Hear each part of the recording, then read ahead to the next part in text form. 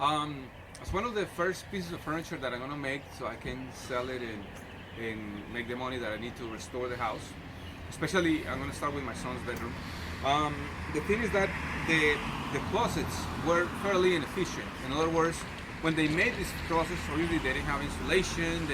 They had many gaps, so you can actually feel like a wind draft sometimes when it happens. And the idea is to deconstruct the house. I mean, I don't like to, obviously, the inside and retaining the majority of the elements of the house, the essence of the house. But there were some things that were not done properly, and I'm not taking any of the character of the house. The only thing that I want is to make sure that I can make things a little better. So we dismounted the closet, the first closet, and we had a lot of beaded board. So now with this beaded board, this is really really good because I can actually start making cabinetry that I can sell. Um, and the idea is that I'm gonna make some different type of pieces of furniture. Now, when you have pieces that were painted a long time ago, we don't know. You want to make sure that you test it for lead paint, and if you're gonna use it, just make sure that you coat the entire thing again, and you're away from little ones that may inhale the lead paint, if that's the case, you know. But it's important that you keep that in consideration when you're sanding. You want to make sure that you cover your face, with a mask and stuff like that. But in this case, I mean, the idea is to kind of seal it really well, leave it nice and antique. So I'm going to show you in a moment. Once we finish, we actually washed them a little bit, cleaned them up a little bit because there was a lot of dust on them. I'm going to let it dry, and then we continue with the construction. I'm going to show you how it's going to look like. So these are some of the measurements that I'm considering, and just don't get attached to these measurements. We're just kind of coming out with these ideas. So it would be like a 48-inch height and like 30 inches wide, and obviously we're gonna have like whatever in between. It's gonna be like a 3-inch frame around it, and the doors are gonna be like 38 inches tall. As you work on it, you will adjust it to whatever size you need to. The shelf on top is gonna be small, a little bit larger, so we can put a little bit of decoration on it or whatever. And the doors are gonna be like 12, like I said. So let's start cutting on the wood and see how it's start turning out. So I already cut the shelves and like the top, the bottom, and all the stuff. And I used this 3/4 I would say construction grade board, and it's like TDX is called or whatever.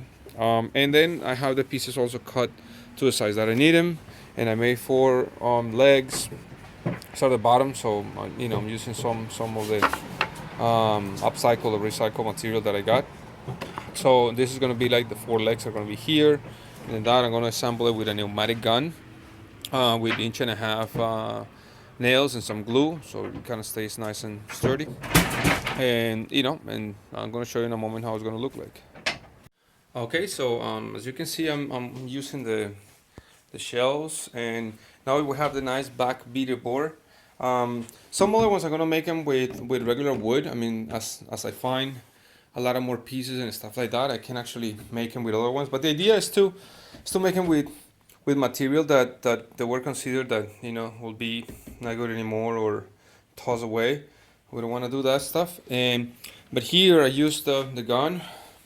As you can see now, we have the size for, I mean, pretty decent size. Let me see. Okay, pretty decent size to put books or magazines or whatever, and they're really spacious. And you can see, you can see the back now.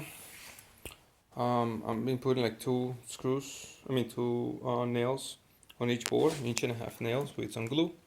So that's how I continue with this piece of furniture.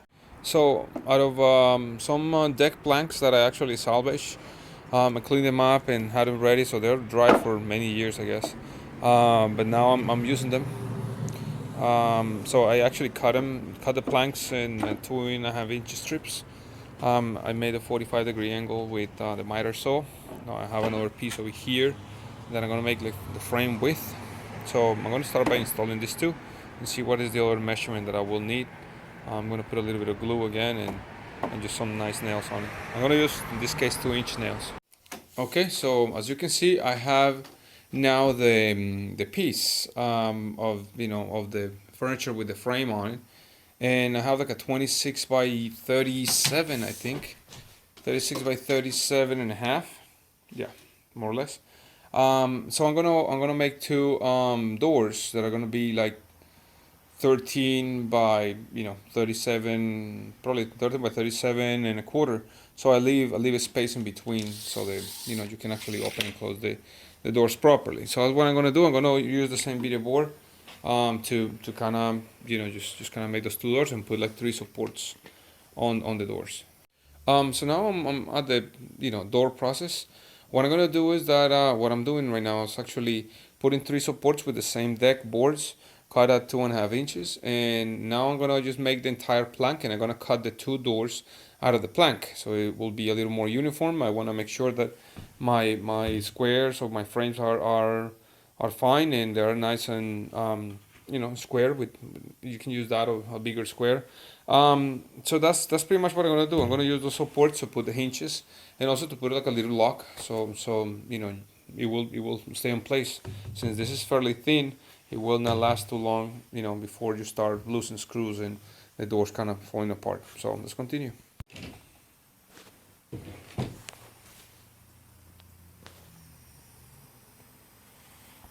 Okay, and now as you can see, the panels were made.